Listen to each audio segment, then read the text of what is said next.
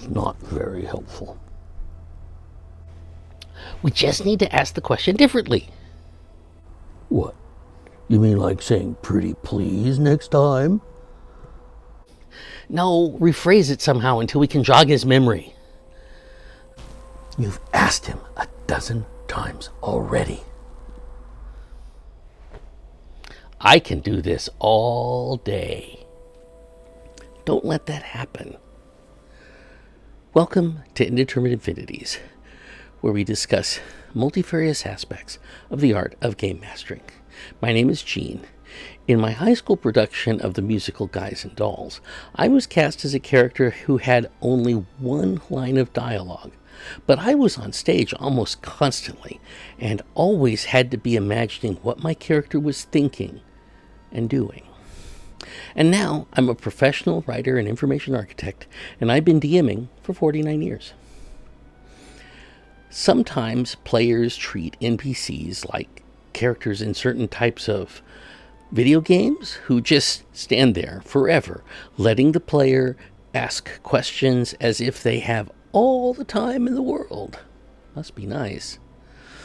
As a DM, you want your players to engage in your world. And I've mentioned in previous videos that it's important not to shut down your players for investigating things you didn't plan for, as that is like punishing them for being engaged. But that doesn't mean that you have to just let them spend hours interrogating an NPC with an endless stream of fruitless questions. You can get around this by remembering that NPCs have lives too. What this means is, don't treat NPCs as information kiosks standing around waiting to answer as many questions as anyone asks. Within your fictional world, the NPC should be a character with goals and obligations just as people in the real world do. They don't have time to stop their job or whatever to cater to the whims of these strangers that have just walked up to them.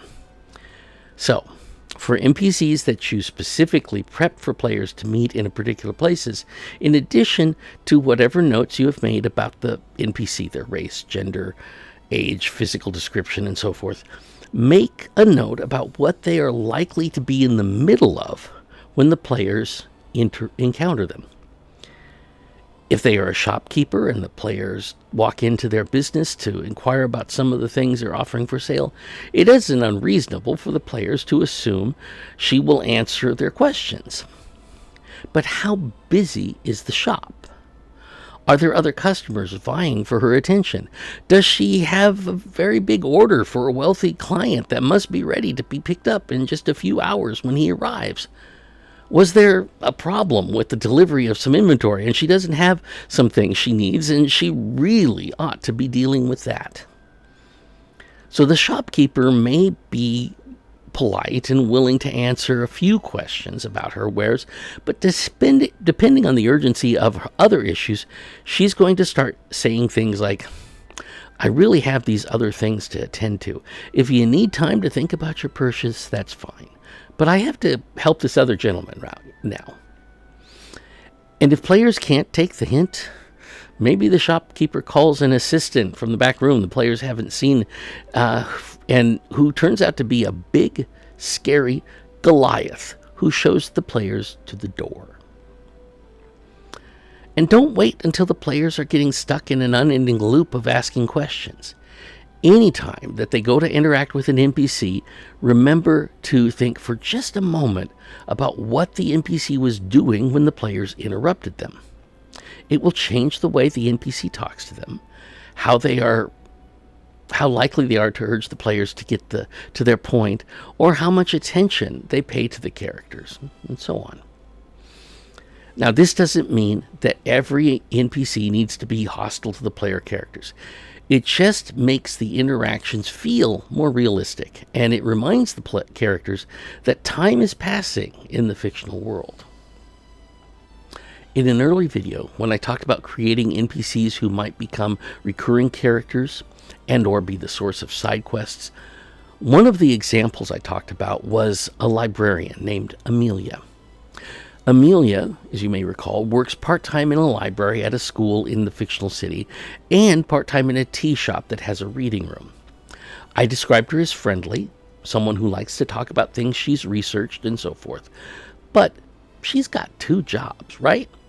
Even if she's worked with the players before and has formed a friendship with them, she's going to sometimes be in a situation where she needs to say, I'd love to keep talking about this, but I really need to get going on to my other job. Could we pick up the conversation tomorrow? Or maybe they come to the reference desk at the library in the evening, and the questions they have take long enough that it gets to be closing time. She's had a long day doing a shift at both jobs and just wants to get home and put her feet up. Another scenario. The PCs come into a town. They stop a random NPC on the street to ask for directions. And more questions may follow. Before they get the first question out, though, decide in your head why the PC is there on the street. Were they walking to a coffee shop to get some caffeine before starting their workday? Are they working right that moment, carrying a delivery from the business they work at to a customer? Are they on their way to babysit their grandchildren? Are they taking food to their own sick grandmother? Any of those scenarios is going to mean that the NPC is going to have a limited amount of patience for being questioned by the players, and each of them gives you a different set of choices of things the character might say while answering questions. Let's look at another scenario. The players come to the gate to the gate of a city or a castle. There are guards there asking people what business they have before letting them in. Is it a routine day with all sorts of merchants and couriers and so forth going in and out? Is the guard the players talk to getting toward the end of his shift and is a bit bored and just waiting for the shift to end? Or has the guard just come on duty and he's looking at everything and everyone closely before letting them in? Or has he recently been promoted and he's anxious to make a good impression on his new superiors, so he's being extra thorough looking for people who shouldn't be let in? On the other hand, is it not a routine day because very important people are expected? Or did someone recently attack a nobleman's carriage, so the guard is on high alert and this group of heavily armed adventurers look like nothing but trouble? Each of those situations is going to change the way the NPC interacts with the player characters. Take a few moments during prep to think about those kinds of questions about the NPCs the players are likely to meet. During the game, whenever the players try to talk to or otherwise interact with NPCs, use just a moment to decide what the NPC was doing before the PCs arrived, what their motives are, and so forth.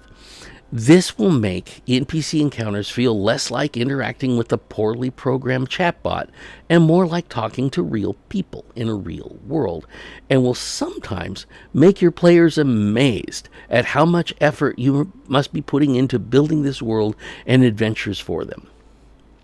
And that's where we'll leave it. Thanks for watching. If you enjoyed this video, please click the thumbs up button and or consider sharing. Click subscribe to be notified when new videos are uploaded. If you have any thoughts on this topic, leave them in the comments below. Until next time, keep dreaming.